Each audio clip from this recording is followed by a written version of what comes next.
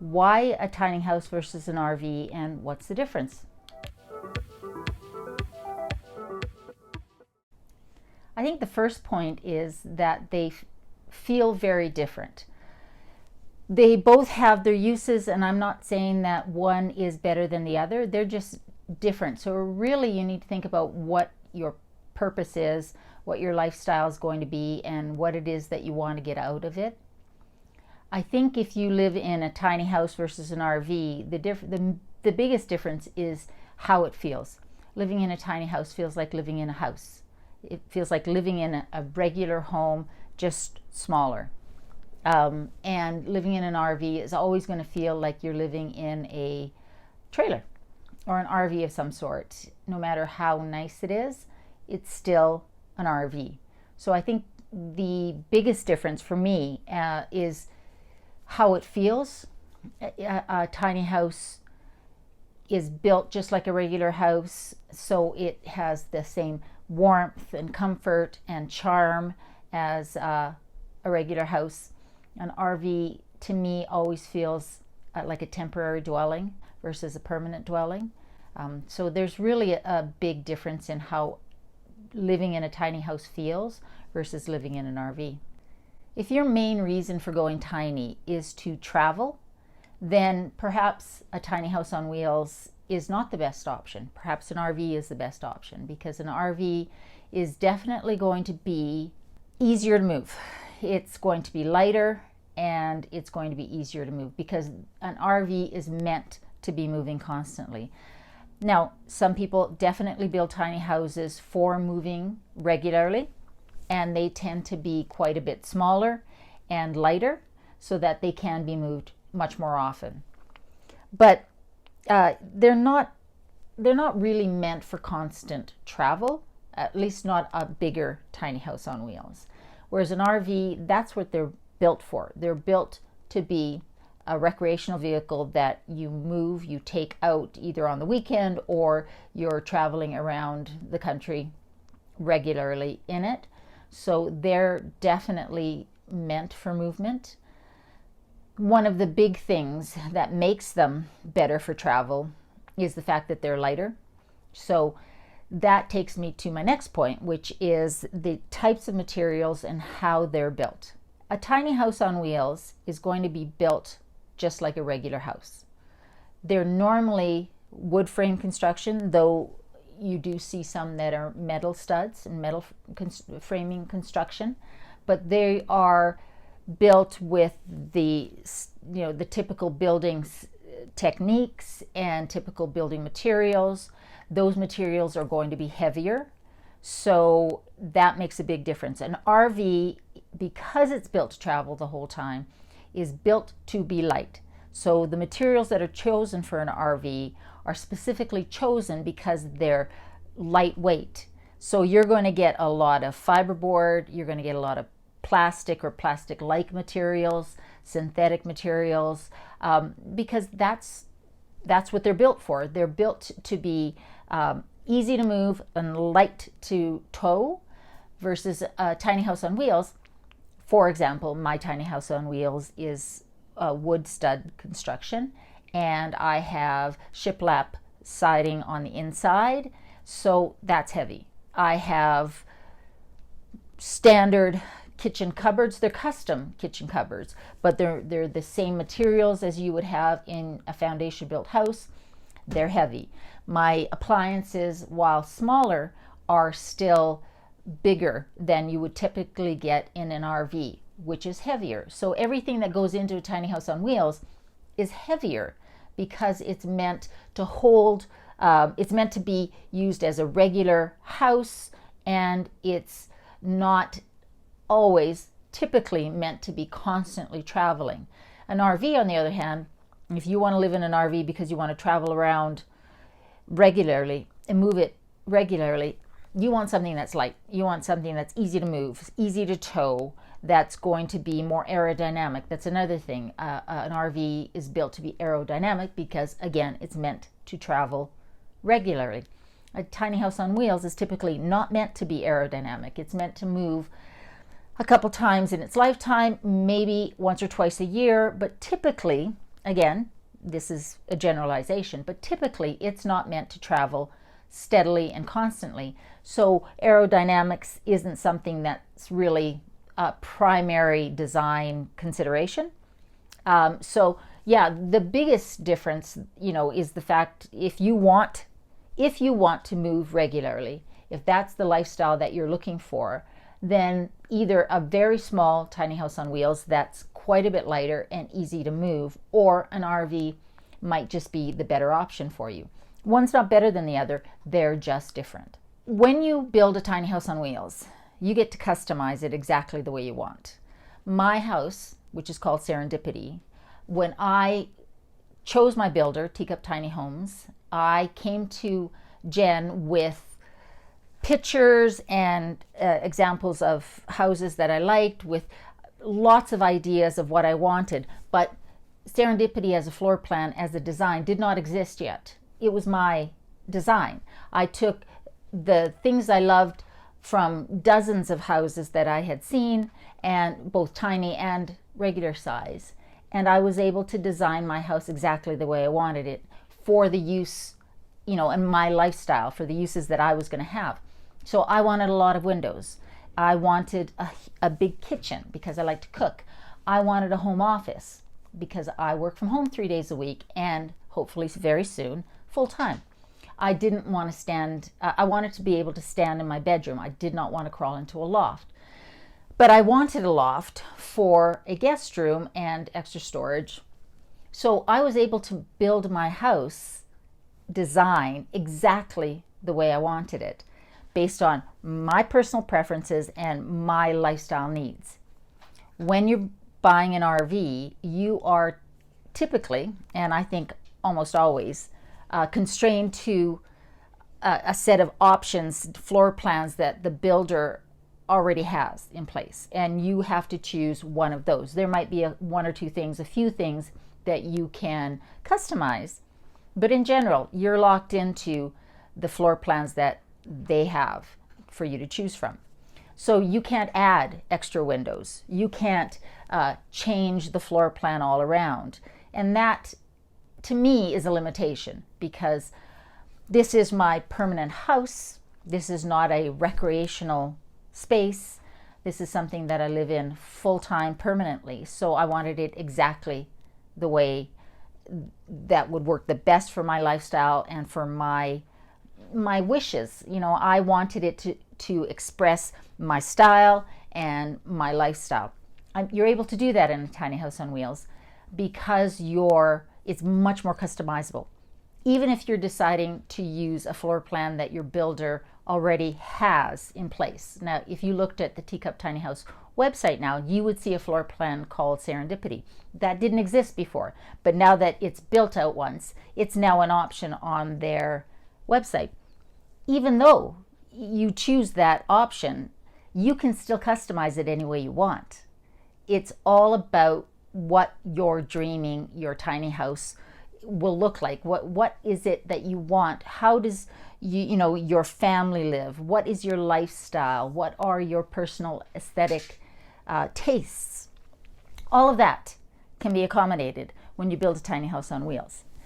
With an RV that you buy, you are limited in your abilities to customize it and your design options. The durability. That may not be a problem for you, but if it's important to you that your home reflect your personality and your lifestyle, then a tiny house on wheels gives you more options.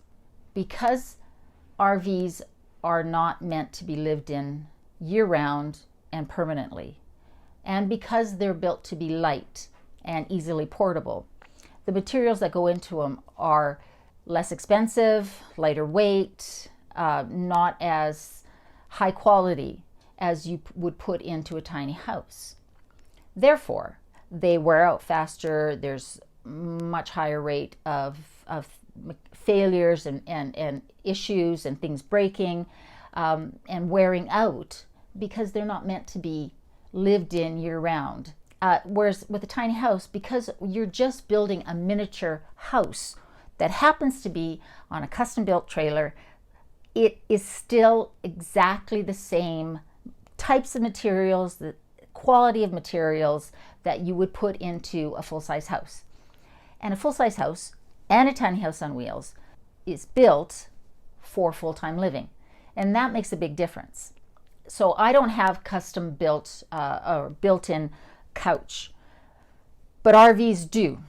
And I've heard multiple stories about people that do live in RVs full-time that after a couple of years, they have to replace the foam in the cushions because it's not built to stand up to constant wear and tear, that the cupboards are not as high quality, so they break down and they start to wear out.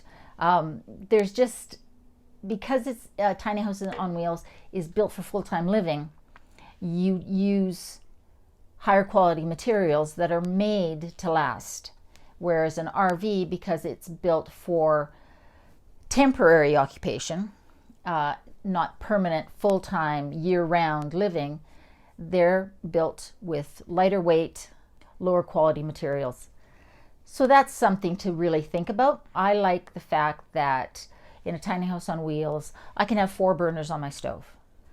Most RV stovetops have 2 burners, some have 3, but unless you're getting into the really expensive ones, the high-end ones, you don't typically have a full-size stovetop with 4 burners. You don't typically have a large oven, a large fridge, things like that. So for me, because it was important to me to have a kitchen that I can really cook in, an RV kitchen would never have worked for me. I also like the fact that I have lots of counter space. And for meal prep and for serving, you don't get that in an RV either, because their kitchens are quite small or counter space is usually limited. Also, I went wider than is standard for transport on the road. So my build is 9.5 feet, almost 10 feet if you count the little bit of overhang. So I need a wide load permit to move my house. I don't need guide cars, but because it's wider than 8.5 in Canada, or at least in Alberta, I'm pretty sure that all provinces are the same in Canada, anything over 8.5 feet requires a permit in order to take down the highway. It's under $400. I'm only moving my house a few times in its lifetime. So for me, it was worth it to have that extra foot of space inside. But you can't go wider in an RV. An RV will always be 8.5 feet or under in width, because they're meant to go down the highway constantly. So you also have that option with a tiny house. There's just more options for design, for materials, for the durability, and for me that was important. If that's not your priority, like I said, then maybe an RV is perfect for you. But I think they're just built for different purposes. A tiny house on wheels is typically more expensive than an RV. I know you can get some really expensive motorhomes and RVs, but typically a tiny house on wheels, if you went the same, say, length in a tiny house versus an RV, typically the tiny house is going to be more expensive to build.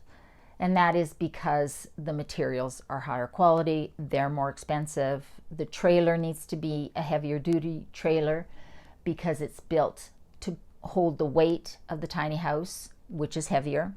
The build is going to be more expensive than to buy an RV. Also, all the customizations, there's usually more windows, which add to the cost. The flooring is usually higher quality. Like, everything is upgraded because it's to the same standard as a foundation built house.